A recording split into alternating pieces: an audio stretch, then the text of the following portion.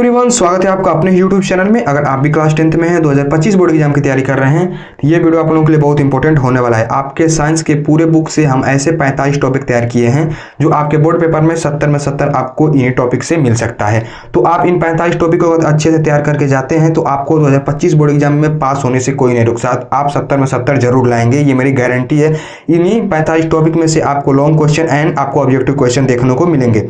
ये अंतिम वीडियो, ऐसा वीडियो अब नहीं आने वाला है, अंतिम टॉपिक है ये। तो आप इन 45 टॉपिक को अगर एक एक दिन में दो टॉपिक कवर करेंगे तो बहुत ही जल्दी सारे टॉपिक कवर कर पाएंगे। तो इन 45 टॉपिक को अच्छे से आप नोट कर लीजिएगा और आपको डिस्क्रिप्शन में टेलीग्राम चैनल का लिंक मिलेगा, वहां से आप टेलीग्राम चैनल को ज्वाइन कर लीजिएगा। उस पर आपको प्रीवियस क्वेश्चन पेपर और इंपॉर्टेंट क्वेश्चन देखने को मिलेंगे और बोर्ड की तरफ से न्यू अपडेट्स जो भी आएगा देखने को मिलेंगे। और हमारे चैनल के साथ जुड़ जाइए, इस पर आपको सारे सब्जेक्ट की तैयारी बहुत ही बेहतरीन तरीके से कराई जाती है और आप लोगों के लिए बहुत ही कम समय बचा है। तो चलिए बारी बारी करके उन महत्वपूर्ण टॉपिकों को हम देख लेते हैं, नोट करना मत भूलिएगा। तो देख सकते हैं आप यहाँ पे जो पहला टॉपिक क्या है, पहला पॉइंट नंबर पहला यह है कि संयोजन तथा वियोजन अभिक्रिया। ये बहुत इंपॉर्टेंट है, संयोजन तथा वियोजन अभिक्रिया। ठीक है, अगला पॉइंट देख लीजिए, पॉइंट नंबर दूसरा, ऊष्माक्षेपी तथा ऊष्माशोषी अभिक्रिया। ऊष्माक्षेपी तथा ऊष्माशोषी अभिक्रिया। उसके बाद से आपको जो अगला पॉइंट, तीसरा पॉइंट है कि रासायनिक समीकरण संतुलित करना। ये बहुत इंपॉर्टेंट है, आपको 5 नंबर में देखने को मिलेगा। इसको आप अच्छे से कर लीजिएगा, सारे टॉपिक पर हम वीडियो लाने वाले हैं।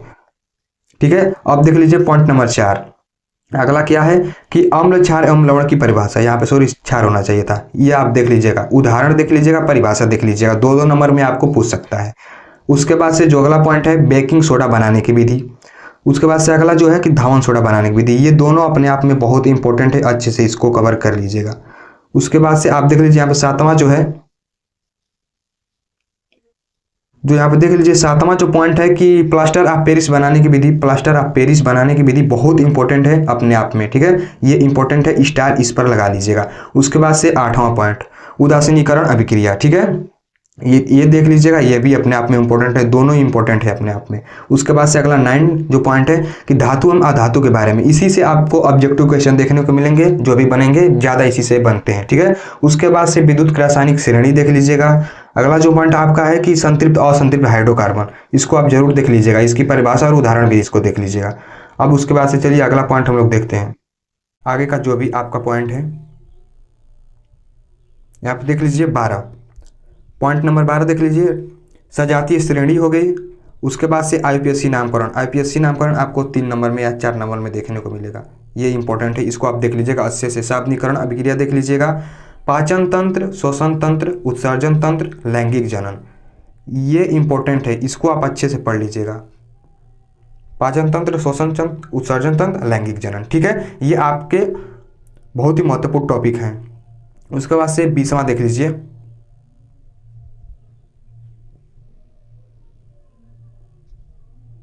तो यहाँ पे अलैंगिक जनन होना चाहिए। ठीक है, अब आप देख लीजिए 21 पॉइंट परागकण। यहाँ पे परागकण होना चाहिए, तो थोड़ी कुछ मिसप्रिंट हो गया है पीडीएफ बनाते समय, तो आप देख लीजिए परागकण होना चाहिए था।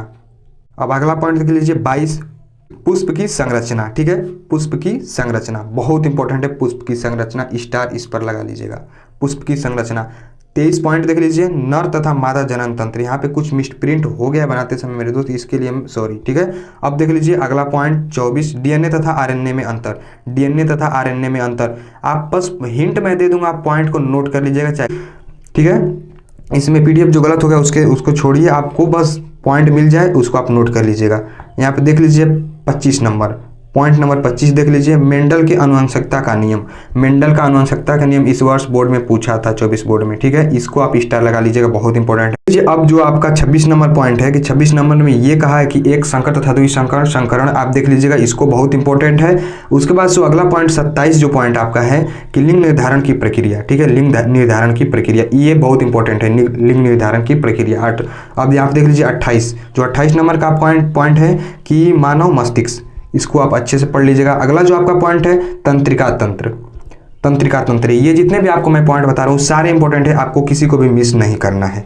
उसके बाद से अगला पॉइंट जो 30 नंबर का है उसको देख लीजिए, प्रकाश परावर्तन नियम। ठीक है, प्रकाश का परावर्तन का नियम। ठीक है, देख लीजिएगा,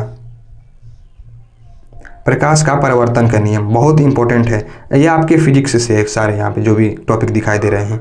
उसके बाद से 31 नंबर है अवतल उत्तल दर्पण से प्रतिबिंब, जो आपका अवतल उत्तल दर्पण से जो प्रतिबिंब बनता है कि आप सेंटर पर रखेंगे तो कहाँ बनेगा, फोकस पर रखेंगे तो कहाँ प्रतिबिंब बनेगा, इसको आप अच्छे से देख लीजिए, आपको 5 नंबर में देखने को मिलेगा। यहाँ पे देख लीजिए जो आपका 32 नंबर का पॉइंट है कि प्रकाश का अपवर्तन नियम या जेल, ठीक है, ये आप देख लीजिएगा अपवर्तन का नियम, ये इंपॉर्टेंट है, ये आपका जो अपवर्तन का नियम है ये इंपॉर्टेंट है। उसके बाद से 33 नंबर पॉइंट, लेंस से प्रतिबिंब का निर्माण, लेंस से जो प्रतिबिंब का निर्माण होता है उसको भी आप अच्छे से देख लीजिएगा, और आपको सब्सक्राइब करना नहीं भूलना है, सब्सक्राइब जरूर कर लीजिएगा। और केमिस्ट्री पर मैं बहुत जल्दी वीडियो लाने वाला हूँ। अब देख लीजिए आगे के कुछ पॉइंट। यहाँ पे अब आपको 34 नंबर पॉइंट देख लीजिए, लेंस की क्षमता, लेंस का जो क्षमता होता है उसको आप देख लीजिएगा। अगला पॉइंट ये है कि निकट दृष्टि दोष, दूर दृष्टि दोष, दोनों में से कोई एक इस वर्ष जरूर पूछेगा। दोनों को आप अच्छे से तैयार, कारण की सही तैयार करके जाइएगा। यहाँ पे देख लीजिए अब जो 37 नंबर है कि मानव नेत्र का सचित्र वर्णन, जो आपका मानव नेत्र है उस डायग्राम को 1-2 बार या कैसे भी आप रट लें, उसको रट कर जाइएगा, वो भी बहुत इंपॉर्टेंट है। हालांकि अगले वर्ष नहीं पूछा था लेकिन इस वर्ष पूछने के चांस उसके बहुत ज़्यादा हैं। यहाँ पे 38 नंबर देख लीजिए, ओम का नियम तथा सत्यापन, ठीक है, ओम का नियम का सत्यापन या ओम के अच्छे से नियम को पढ़ेगा क्योंकि हर वर्ष पूछता है, इस वर्ष भी पूछेगा, स्टार इस पर लगा लीजिएगा। अगला पॉइंट है जो 39 नंबर विद्युत धारा, जो आपका विद्युत धारा है इस पर से आपको ऑब्जेक्टिव क्वेश्चन ज़्यादा देखने को मिलेंगे। यहाँ पे 39 नंबर, तो 39 नंबर को आप स्टार लगा लीजिएगा, 39 नंबर विद्युत धारा।